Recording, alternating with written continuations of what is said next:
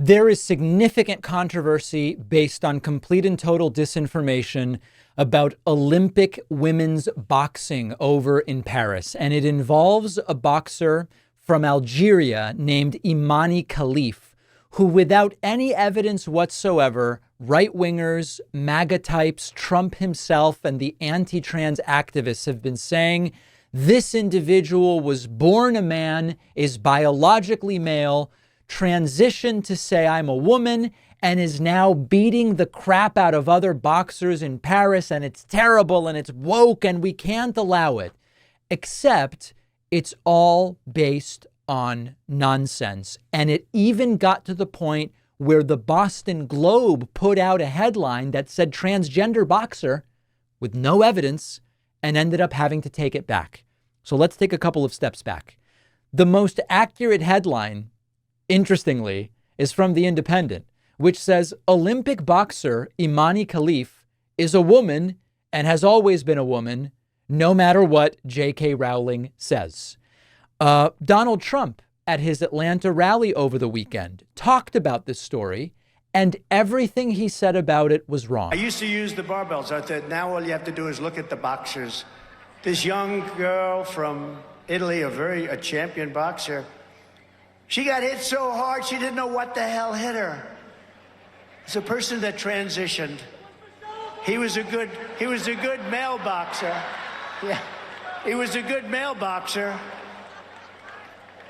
And she didn't even go down. He hit her with 2 jabs, and she said, I'm out.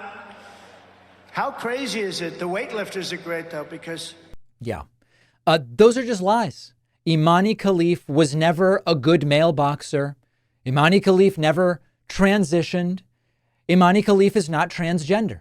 Now, following Khelif's victory over Italy's Angela Carini, that's what Trump is referring to, rumors started to surface about her gender. And to a great degree, these were fueled by something that happened last year in the Women's World Boxing Championships, which were organized by the Russian-led International Boxing Association. And there was some unspecified gender eligibility test that Imane Khelif supposedly failed. And that disqualification happened just days after Khelif defeated a previously unbeaten Russian prospect. And lo and behold, having failed an unspecified test in an unspecified way, governed in a league governed by Russia, restored a Russian boxer's undefeated record that had been destroyed by Imane Khelif. That sounds a little bit suspicious. But what we know is that there's no medical evidence that Khelif has XY chromosomes or elevated levels of testosterone or at any point was male. Everything we know is Imane Khelif was born female, identifies as female. There's pictures of her as a little girl. That's all we have. These are not trans athletes. Nobody transitioned. There is no trans controversy here whatsoever. And by the way, both boxers that we're talking about here, Imane Khelif and Angela Carini, they both competed in Tokyo and neither won medals. So the idea that Khelif is this just unbelievable, constantly dominant biological male, it's not even supported by what happened in Tokyo. I also want to mention, Algeria does not allow people to change their legal sex. In a sense, you can say transgender is illegal in Algeria. Why on earth would Algeria, of all countries, send a trans person to represent them on the global stage in the Olympics when that's not even legal in their country? It doesn't make any sense. And it's gone all the way up to Donald Trump. The Boston Globe put out a note after a headline referring to transgender boxer, okay? The Boston Globe wrote, a significant error was made in a headline on a story in Friday's print sports section about Algerian boxer Imane Khelif, incorrectly describing her as transgender. She is not. Additionally, our initial correction of this error neglected to note she was born female. We recognize the magnitude of this mistake and have corrected it in the paper, the electronic version of the printed Globe, the e-paper, the electronic version. This editing lapse is regretful and unacceptable. And we apologize to Khelif, to Associated Press writer Greg Beecham, and to you, our readers. Brain rot got to them. Brain rot is in there, and it completely destroyed every semblance of reality when it comes to this story.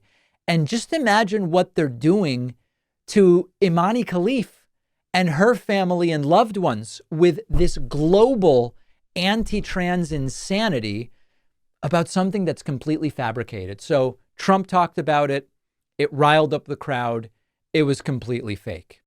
Right now, we are seeing candidates do whatever it takes to win your vote.